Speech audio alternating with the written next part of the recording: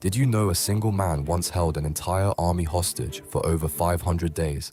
In 1940, Finnish sniper Simo Häyhä became the deadliest marksman in military history during the Winter War. The Soviets called him the White Death. In temperatures dropping to -40 degrees, Häyhä would lie motionless in the snow for hours, picking off enemy soldiers one by one.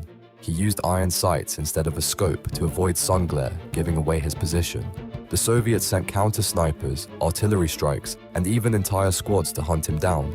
Nothing worked. Häyhä would pack snow in his mouth so his breath wouldn't show in the freezing air. He killed over 500 men in just 100 days of fighting. The psychological terror he created was so intense that Soviet soldiers refused to advance in certain areas. They knew the White Death was watching. On his final day of combat, an explosive bullet shattered his jaw, but he survived. When asked how he became so deadly, Häyhä simply said, "Practice."